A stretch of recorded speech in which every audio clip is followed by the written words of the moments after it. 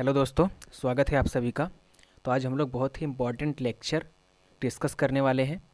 Basically इस पूरे lecture में हम लोग जो यहाँ से 2-3 लेक्चर हमारा चलेगा, उसमें solution of homogeneous linear equation और solution of non homogeneous linear equation हम लोग अच्छे से स्टडी करेंगे। यहाँ से मोस्टली 4 से 5 क्वेश्चन बीएचयू एंट्रेंस एग्जाम में पूछे जाते हैं। ठीक है ना फ्रेंड्स?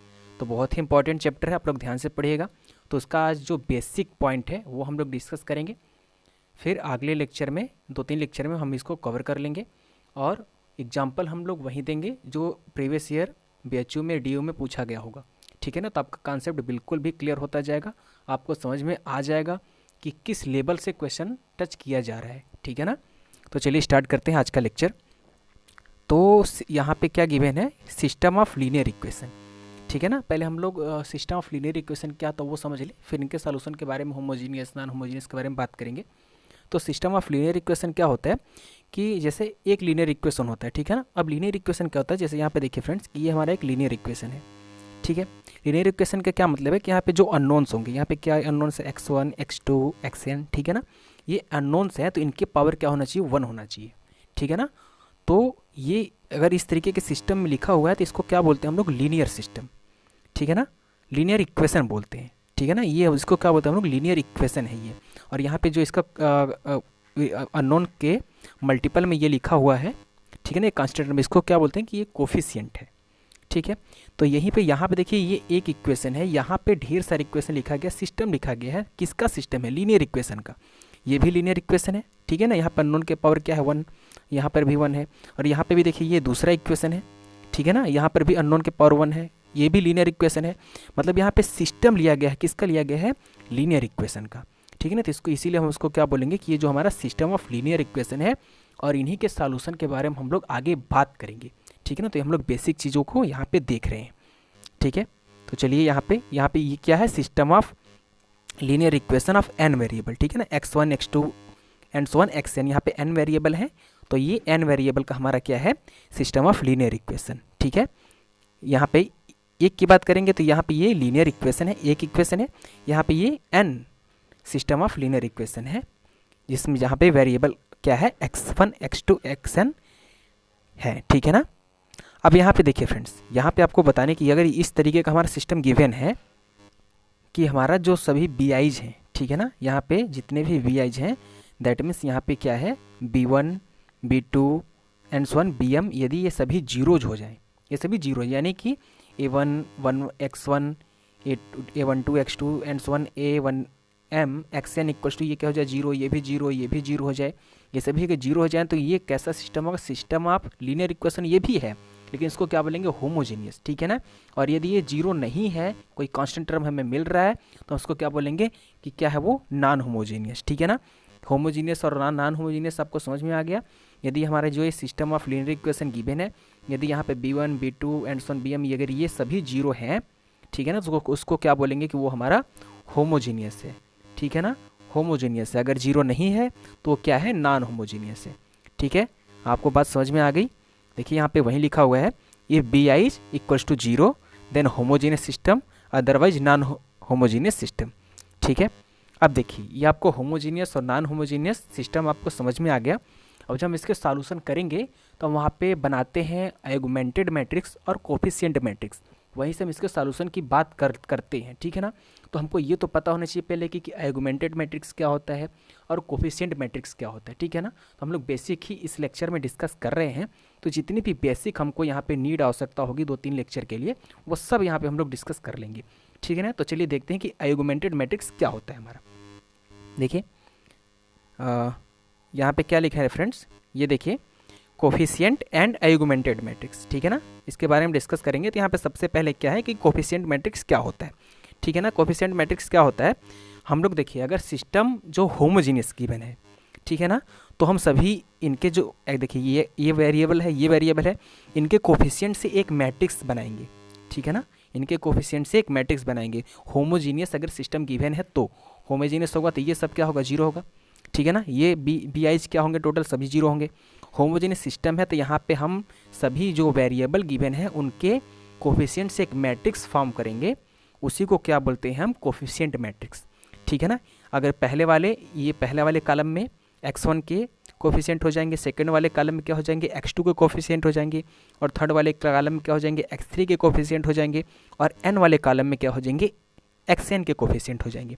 तो यहीं पे देखिए हमने यहाँ पे लिखा हुआ है, ये देखिए ऊपर जो हमारा सिस्टम गिवन था, यदि वहाँ पे सभी BIs क्या हैं, 0 हैं, तो क्या बनेगा, वेरिएबल के कोफिशिएंट से हमने एक मैट्रिक्स फॉर्म कर लिया, जिसको क्या बोलते हैं हम लोग, कोफिशिएंट मैट्रिक्स। ठीक है ना।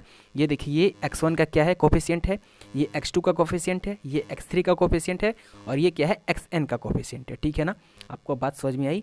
यानी कि जो भी हमारा system of homogeneous linear equation given है, उनके सभी वेरिएबल के कोफिशिएंट को लेकर के हम एक मैट्रिक्स फॉर्म करेंगे, और जो हमारा पहला वेरिएबल होगा उनके सभी कोफिशिएंट को पहले कॉलम में पुट कर देंगे, और जो हमारा दूसरा वेरिएबल उनके सभी कोफिशिएंट को सेकंड कॉलम में पुट कर देंगे। इस तरीके से हम एक मैट्रिक्स फॉर्म करेंगे जो हमारा m क्रॉस n का बनेगा।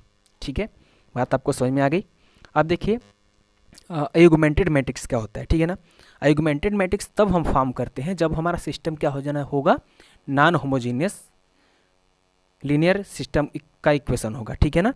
यदि हमारा नॉन होमोजीनियस होगा तो ये जो सभी BIs हैं ये 0 नहीं होंगे। ठीक है ना, ये BIs 0 नहीं होंगे। तो हम क्या करते हैं, आर्गुमेंटेड मैट्रिक्स में क्या लिखते हैं, जो कोफिशिएंट मैट्रिक्स हम बनाते हैं वो तो बनाएंगे। ठीक है ना, कोफिशिएंट मैट्रिक्स जैसे बनाते हैं वैसे बनाएंगे। यहाँ पे क्या हो जाएगा, x1 के जो भी कोफिशिएंट है यहाँ लिखेंगे, यहाँ पे x2 के कोफिशिएंट को लिखेंगे, यहाँ पे xn के कोफिशिएंट को लिखेंगे। ठीक है, n वेरिएबल है, उनके सभी कोफिशिएंट को हमने कॉलम वाइज पुट कर लिया। अब क्या करेंगे, एक ऐसे लाइन या तो आप डायरेक्टली खींच दिए, या तो फिर आप इस तरीके से ड्रा करके यहाँ पे जो कांस्टेंट इक्वल्स टू b1 था, इक्वल्स टू b2 था, इक्वल्स टू bm था, उसको भी लिख लेंगे। ठीक है ना। तो इसको हम लोग क्या बोलते हैं, ये हमारा आर्गुमेंटेड मैट्रिक्स है। ठीक है, बात आपको समझ में आई। इसको क्या बोलते हैं हम लोग, आर्गुमेंटेड मैट्रिक्स है। ठीक है ना। यानी कि जो जैसे हम लोग कोफिशिएंट मैट्रिक्स बनाते हैं वैसे तो बनाएंगे ही, और क्या करेंगे कि जो हमारा सिस्टम में, ये देखिए जो हमारा सिस्टम में जो हमारा नॉन होमोजीनियस लीनियर इक्वेशन होगा, तो ये सभी जो BIs हैं वो 0 नहीं होंगे। ठीक है ना, नॉन होमोजीनियस में 0 नहीं होंगे, तो उनको एक लाइन ड्रा करके हम इनको भी B1 B2 and so on BM को भी लिख लेंगे। ठीक है ना। तो ये हमारा क्या बन जाता है, आर्गुमेंटेड मैट्रिक्स बन जाता है। ठीक है, बात आपको समझ में आ गई। अब एक एग्जाम्पल देख लेते हैं। ठीक है ना, तो आपको बिल्कुल भी अच्छे से क्लियर हो जाएगा कि हम कैसे लिख रहे हैं कोफिशिएंट मैट्रिक्स को और कैसे लिख रहे हैं आर्गुमेंटेड मैट्रिक्स को। ठीक है, तो चलिए देखते हैं एग्जाम्पल। अब देखिए फ्रेंड्स, ये हमारा system of linear equation given है, जहाँ पे कितने अननोन है, यानी कितने वेरिएबल हैं, 3 x y और z, 3 वेरिएबल है, यानी कि 3 अननोन है। ठीक है ना, यानी कि 3 वेरिएबल का हमारे यहाँ पे system of linear equation given है। ठीक है, अब ये देखिए होमोजीनियस है कि नॉन होमोजीनियस है। ठीक है ना, ये सभी देखिए BIs यानी कि 1 3 2 ये 0 होता तो हम इस सिस्टम को क्या बोलते कि ये हमारा होमोजीनियस है। क्या बोलते हैं इसको, होमोजीनियस। लेकिन यहाँ पे देखिए ये 0 है, नहीं है, तो इसको क्या बोलेंगे हम कि ये जो हमारा सिस्टम गिवन है ये नॉन होमोजीनियस है। पहली बात तो ये कि हमारा क्या है, नॉन होमोजीनियस सिस्टम गिवन है लीनियर इक्वेशन का। तो इसके लिए हम लोग क्या लिखेंगे, आर्गुमेंटेड मैट्रिक्स बनाएंगे। कैसे बनाएंगे कि जितने भी वेरिएबल हैं, ठीक है ना, जितने भी वेरिएबल हैं उनके सभी जो कोफिशिएंट हैं उनको कॉलम वाइज पुट करते जाएंगे। तो यहाँ पे x के कोफिशिएंट लिखेंगे, यहाँ पे y के कोफिशिएंट और यहाँ पे z के कोफिशिएंट। ठीक है, तो यहाँ पे x के कोफिशिएंट क्या है, 1 1 2, यहाँ पे हमने पुट कर लिया। यहाँ पे y के कोफिशिएंट क्या है, 2 3 6, इस तरीके से लिख लिया। और z के कोफिशिएंट क्या है, 3 6 13, ये हमने लिख लिया। और आर्गुमेंटेड मैट्रिक्स क्या बनाते हैं, यहाँ पे इस तरीके से लाइन ड्रा करके हम यहाँ पे जो ये कोफिशिएंट, ये हमारा कांस्टेंट टर्म लिखा हुआ है उसको भी लिख लेते हैं। तो ये हमारा क्या फॉर्म हो गया, आर्गुमेंटेड मैट्रिक्स। ठीक है ना। यदि हमको कोफिशिएंट मैट्रिक्स बनाना होता कब बनाते हैं, जब ये हमारा होमोजीनियस सिस्टम होता है, यानी ये सभी क्या होते हैं, ये देखिए यहाँ पे ये जो हमने ऊपर यहाँ पे इक्वेशन लिया हुआ था सिस्टम ऑफ लीनियर इक्वेशन का, वही लिया है। यहाँ पे हमने सभी BIs को 0 कर दिया। तो ये कैसा है, ये होमोजीनियस लीनियर इक्वेशन का सिस्टम है। ठीक है ना। अब यहाँ पे हमने यहाँ पे भी x y z 3 वेरिएबल है। यहाँ पे क्या करेंगे फ्रेंड्स कि कोफिशिएंट मैट्रिक्स बनाएंगे। कैसे बनाएंगे, ये यहाँ पे BI सब 0 हैं तो उसको लिखने का कोई मतलब नहीं है, तो वो आर्गुमेंटेड मैट्रिक्स बनाते हैं। वैसे कोफिशिएंट मैट्रिक्स में क्या करेंगे कि हम से जितने भी वेरिएबल हैं उन सभी के जो कोफिशिएंट हैं, ठीक है, यहाँ पे x के कोफिशिएंट, y के कोफिशिएंट, z के कोफिशिएंट को कॉलम वाइज पुट कर देंगे। ठीक है ना। तो यहाँ पे ये x का कोफिशिएंट हो गया 1 1 और क्या बनेगा हमारा 2। ठीक है ना, और क्या बन जाएगा 2 3 और क्या बन जाएगा 6 बन जाएगा। ठीक है, और यहाँ पे z का कोफिशिएंट क्या बन जाएगा 3 6 13। ठीक है ना, यहाँ पे आप इस तरीके से बोल सकते हैं कि पहले रो में जो पहला रो इस तरीके से लिखा हुआ उनको हम लोग पुट कर देते हैं जो भी कोफिशिएंट है, और सेकेंड रो में क्या करते हैं कि हम लोग ये सेकेंड रो में जिस तरीके से कोफिशिएंट हैं एक्स वाई जेड को वो पुट करते हैं। ठीक है ना, आप बात को आपको समझ में आ गई कि हमारा आर्गुमेंटेड मैट्रिक्स क्या होता है, कोफिशिएंट मैट्रिक्स क्या होता है।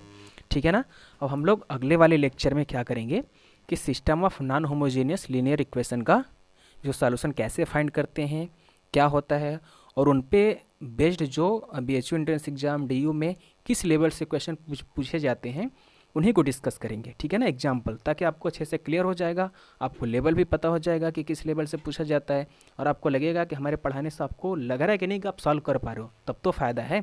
अदरवाइज़ पढ़ने का क्या मतलब है जब पढ़ने से आप क्वेश्चन ही सॉल्व ना कर पाओ।